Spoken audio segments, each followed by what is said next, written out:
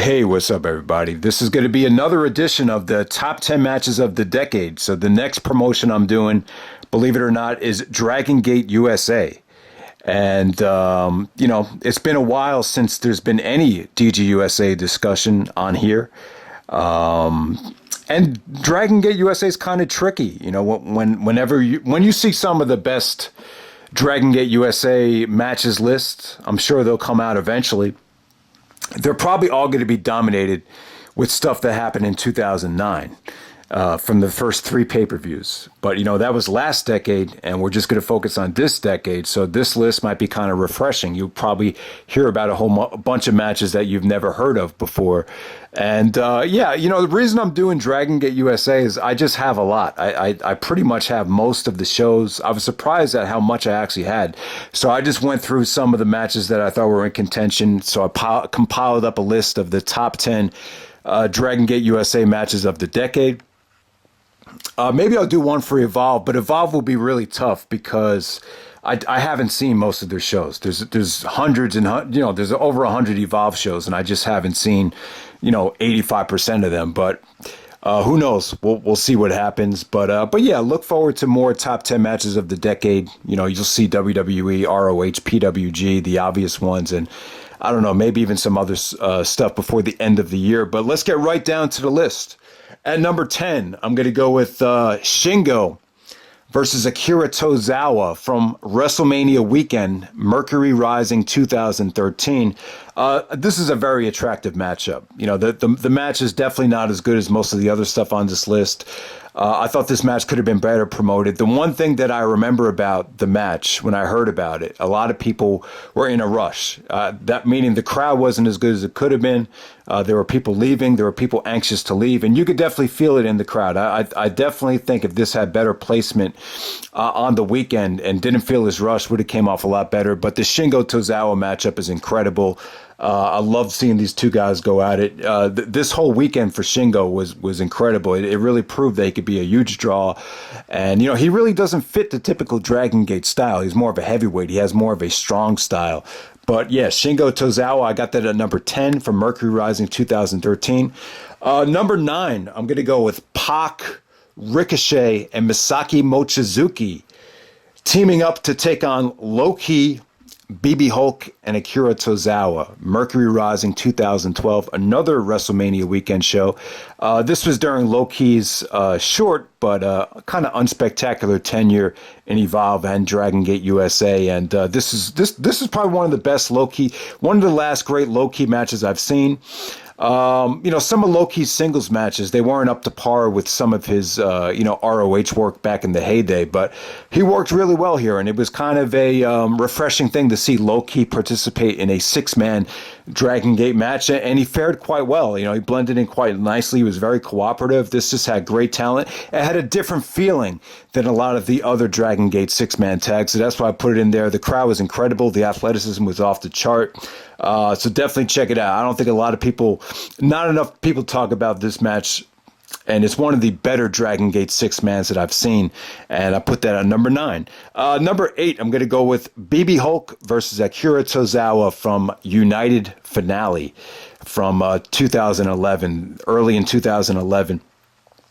And BB Hulk had just lost the Dragon Gate USA Open, the Freedom Gate Championship, to Yamato 2 days earlier in New York City at the BB King show.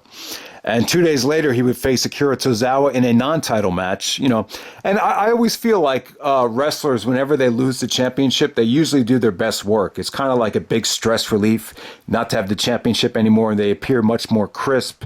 And just they just kind of wrestle like they have a huge monkey off their shoulder.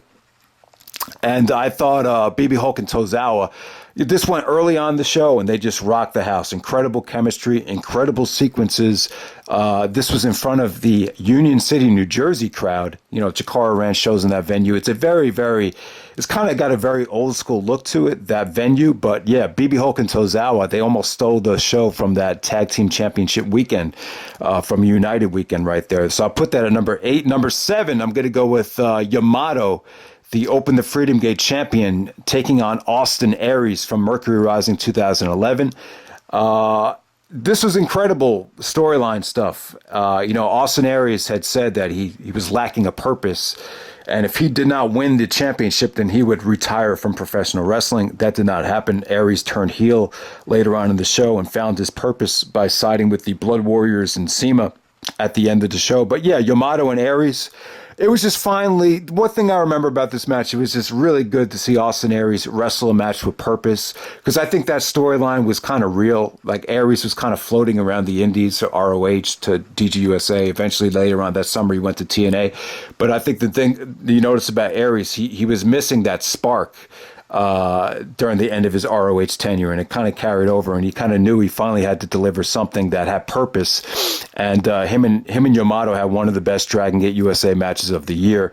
So I'll put that on number 7. Number 6, I'm going to go with Johnny Gargano taking on Yamato for the Open the Freedom Gate Championship. This is from Freedom Fight 2011. This is when Johnny Gargano won the Dragon Gate USA Open the Freedom Gate Championship, and it was a great match. The lighting kind of sucked on this show. It got a little better for the main event. It was very, very dark. And but yeah, Gargano and Yamato, tremendous sequences here. Great near falls, great counters. The Gargano's finisher, the Hertz Donut. I never really realized it, but I always thought he calls it the Hertz Donut. That's probably the name of it. But the play of it is it hurts, don't it? So that's the play on it. I never really caught that until just now, which is kind of, I feel like a dumbass. But yeah, that's pretty clever to have as a finisher. But yeah, if any of you guys haven't seen, any of you guys are big Johnny Gargano fans, definitely check this out. This is like his coming out party. And it was the start of a very long title reign right there. So that's Gargano over Yamato at Freedom Fight at number 6. At number 5, I'm going to go with Pac and Masato Yoshino teaming up to take on CIMA and Ricochet for the tag team championships, the vacant, or the new tag team championships from United Philadelphia, the main event. This stole the show from the whole weekend. There's a ton. This is a tag team tournament for the new tag team championships, and this is the match that really stood out. Ricochet and CIMA. This was definitely a coming out party for Ricochet. He was creating more buzz. He was getting in better shape as the shows were going on, and he was definitely the story of this show. But Pac and Yoshino won the tag team championships. The match just had tremendous athleticism. Definitely stole the show in a weekend full of great tag team wrestling right there. Number 4, I'm going to go with BB Hulk, Masato Yoshino, and Naruki Doi teaming up to take on Shingo, Yamato, and Akira Tozawa from Way of the Ronin 2010. Very underrated Dragon Gate 6-man match. Was kind of just thrown together for a show that wasn't very heavily promoted.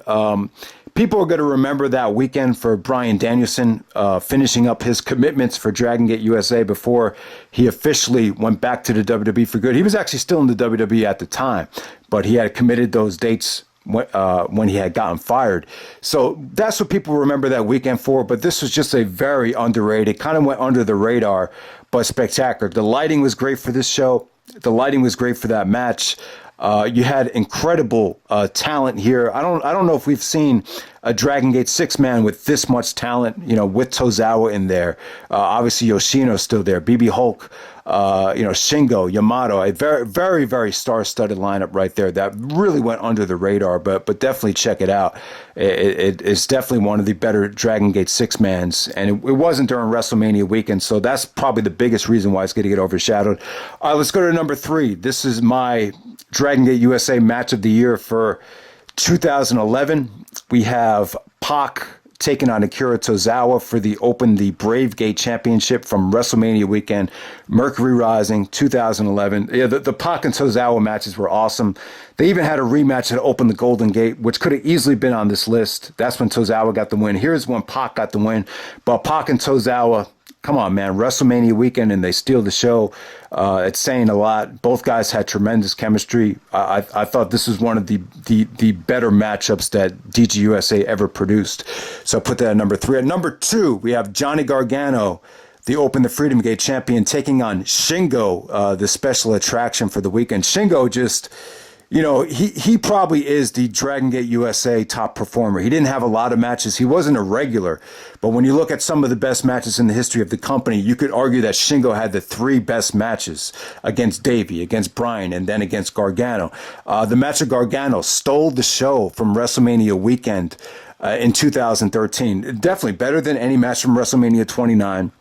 I would say easily better than any match from Supercard of Honor 7. So yeah, Gargano and Shingo, this was probably a near 5-star match. It had a great crowd. Like I said, that whole weekend, it proved that Shingo was a great draw because some of the Dragon Gate shows weren't doing that well. But you go to Jersey, you're in the middle of WrestleMania weekend, you're guaranteed to get a great showing. Shingo Gargano was a very attractive match. Only thing is the heel turn was kind of predictable. And you knew Shingo wasn't going to win the championship. Shingo was already established at the time, and you just knew they weren't going to give a part-timer the Dragon Gate USA championship. So I think that made it a little bit predictable. Maybe some people didn't like the finish, but this is one of the few times where I heard a please don't stop match for a heavyweight match. Usually you get those please don't stop matches, please don't stop chants in matches that have a lot of high spots, matches that have, tag matches, matches where guys are just going crazy with spots.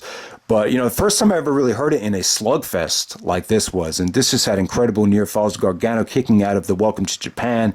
I think Shingo even got a red eye in this match from the strikes from Gargano. Yeah, man, just a beautiful match here. The match definitely delivered. Definitely probably the last big bright spot in the DGUSA catalog right there. And number one, I'm going to go with Daniel Bryan versus Shingo from Philadelphia, Enter the Dragon 2010, the 1-year anniversary show. This is definitely the best match from Daniel Bryan's little hiatus that he took after he got fired. Yeah, that was a magical summer, man. When Daniel Bryan had gotten fired, I knew a lot of people were upset. But I was kind of happy to a degree because I knew he would come back to the Indies. I was kind of disappointed he never came back to Ring of Honor, maybe for one show, but that never happened. I'm not sure why, but he seemed like he wrestled everywhere else. He wrestled 2 matches in Evolve. He had a long tenure he had a couple of Dragon Gate USA shows, I think 3. He ever went over to WXW in Germany, wrestled a couple of Chikara matches, I think one against Tim Donst, another match against Eddie Kingston. So Danielson really wrestled all over the place in the summer of 2010 before the WWE brought him back at SummerSlam. But without a doubt, the best match from that whole summer that Danielson had was against Shingo. And, definitely incredible. Seeing this, I wasn't there live, but I know people that saw it live that were blown away by it.